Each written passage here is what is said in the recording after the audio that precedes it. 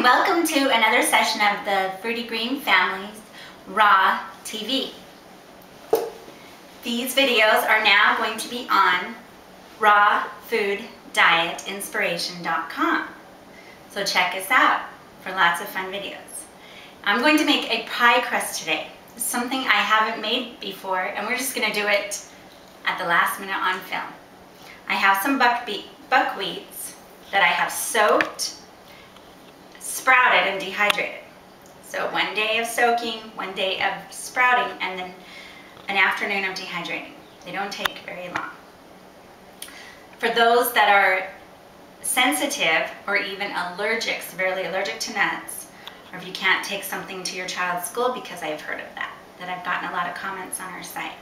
So I have 2 cups of buckwheat that I'm going to replace instead of the nuts. And they're gluten-free too, so it's really great. They're actually a berry, from what I found out from a friend of mine. Read that recently. Then I have a cup of a mixture, half a cup of dates and a half a cup of raisins. I'm going to put those in. Now you could add shredded coconut if you want. I'm going to make this a totally low-fat crust. A pinch of cinnamon, maybe a couple. And then we'll put the top on. Ooh, you know what might even be really good? A little bit of orange zest. Give it a little bit of orange flavor. So fun to do raw food. And put this top on. And here we go. Okay, now after we've blended it, it's still really dry. So what I want to do is add more raisins. So I'm going to add another cup of raisins, because this is part of an experimentation process, which is really fun in raw food, I found. So I'm going to put another one in. We'll blend it up and see if that adds enough moisture to it. You might even have to add a bit of coconut water or something to help it too. So let's try it out. Okay, now with those, it's starting to get a little bit more like a crust. What I'm going to do is add just a little bit of agave to give it just a little bit more wetness. But the fun thing about raw foods, I find, is just the experimentation. I feel like I'm a little scientist creating raw food, delicious recipes. Let's try that out.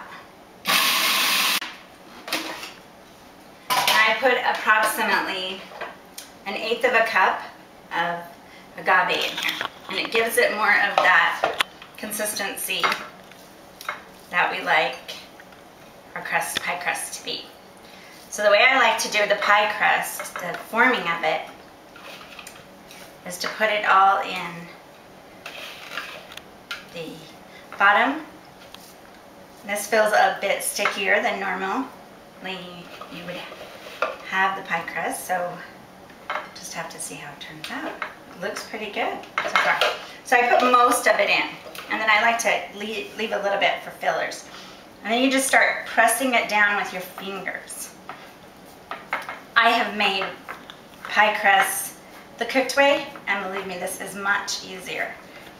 It's a simple process. Your water doesn't have to be cold or warm or a certain temperature, a certain way. There's not a lot of chemistry involved in that. This is more like taste bud chemistry. So I'm going to push this down. And when I get to the edges, how I've pushed it out towards the edges, you see that? Then I come in and I just press it down with my fingers this way. Ooh, this looks so good. I also added a complete teaspoon of cinnamon, so it would be tastier. And a little bit more of so as you start to come over the edge, I like to use the edging right in here as the top of the pie. So sometimes I'll just take and add other pieces in other areas. And that'll be, when I get about done with that, I can just add it to other parts. So here's the results of our pie crust. And I was thinking that for the leftover stuff that I do have, creating little balls for candy, cookies, flatten them. For cookies, you can make bigger, smaller ones. Put some raw carob or cacao, the raw chocolate on top of them. Be really delicious. So today I'm going to put in, I've made the orange coconut cream. I'm going to put that in here.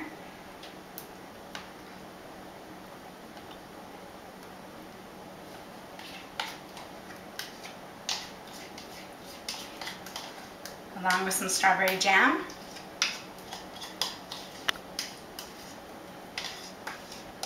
And that is going to be our delicious fruit pie.